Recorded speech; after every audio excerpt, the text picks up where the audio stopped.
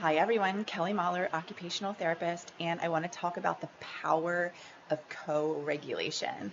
It is so important. And what exactly is co-regulation? I know it's defined by many different people in many different ways. Just for simple standards, co-regulation is what we're all born requiring when we enter this world. We all require the assistance of someone in our world to step in and help us meet our body's needs, to meet our regulation needs, whether it's a nervous system regulation, or maybe it's also to meet our survival needs, like offering us food and warmth, etc. So that co-regulation process is all when our caregiver is stepping in and helping meet our body's needs, whether it's regulation, it's survival needs. So it's that back and forth process with our caregiver is what co-regulation is all about. And through that interaction with our caregiver, uh, we start to learn a lot about our bodies, and we start to learn, like, oh, this feeling for me might mean I'm hungry. And I notice when I eat, that feeling goes away in my body, and my body is once again comfortable.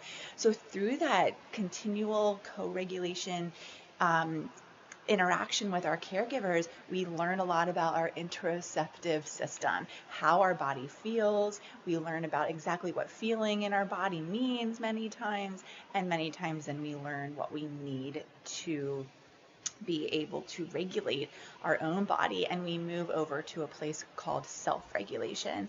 And self-regulation is a huge buzzword. I see this thrown around a lot, especially in the schools where we have a lot of self-regulation goals, and that's really all about helping the person to be able to independently identify how they're feeling, and also be able to seek out what they need in those moments for regulation and comfort.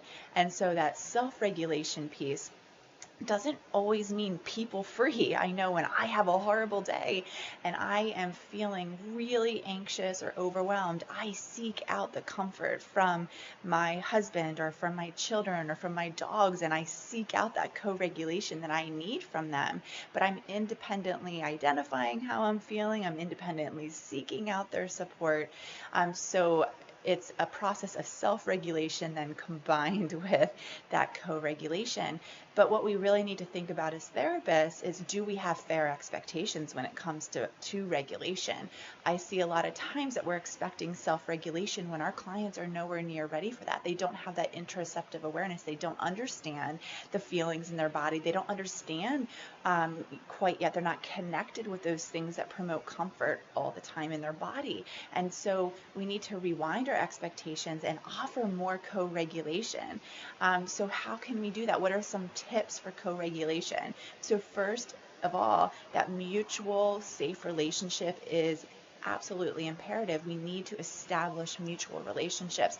And what do we mean by the word mutual? It means where we are on the same playing field. It is not a compliance-driven relationship where one person is in charge and the other person is forced to submit and follow demands in order to get a reinforcer. It is a mutual relationship built on trust, felt safety, built on playing in different mutual fun activities, and both wanting to be together from an intrinsic motivation standpoint. So that mutual relationship is really important. We also need to be using a lot more curiosity and less judgment when we are observing our clients, and shifting away. There's a lot of compliance out there, shifting away from assuming that we understand a person's inner experience, and labeling their emotions or labeling the function of their behavior as escape avoidance. Like, that's all very surface, and it presumes to understand that we know what their inner experience is. We need to shift to a place of curiosity and be more curious. Like, oh, like, I see your hands doing this. Like, what's going on? Or what do you need from me? They might not be able to answer in those moments, but just shifting to a place of curiosity and no judgment can be really helpful in co-regulation.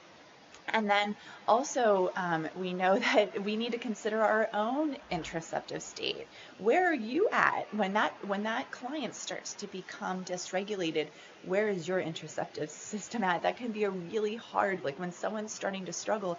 I know, like I want to help. Like um, I start to feel a little bit dysregulated because I care so much about them and I want them to feel comfortable and regulated. And so I really have to check in with myself. I have to make sure my interoceptive system is regulated before I can be that calming person, that supportive person, that empathetic person that my client needs in that moment. And then finally, the last consideration is continually reflecting on internal stabilization and external stabilization. And those terms come from my friend Judy Endo. So internal stabilization, always considering the nervous system of the child. So or the adult. So when they are getting dysregulated, it is not a purposeful behavior. Thinking about what's going on internally with their interoceptive system, how are they feeling, what is their nervous system doing, and coming from a place of what can I do to help regulate their nervous system. So what do I know about my client? What can I provide for regulation in that moment? Do I know that they love a warm blanket or a warm, heavy blanket maybe, and offering that to them? Do I know that they need complete silence in that moment and just being present but not saying a single word? So what do you know about the nervous system of your client, and how can you offer that in periods when they need co-regulation? And then also, what can we do externally to stabilize? So thinking about the environment. Is it low? Is it slow?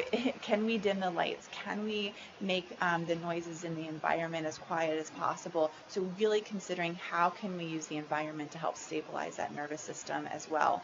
And I know co-regulation is definitely required when our client is becoming overwhelmed, but co-regulation is a beautiful thing to do all of the time, to be more proactive, to be continually thinking about how can I nurture the internal stabilization and external stabilization of my client so that I can keep their nervous system at a place where they are feeling regulated. So until next time.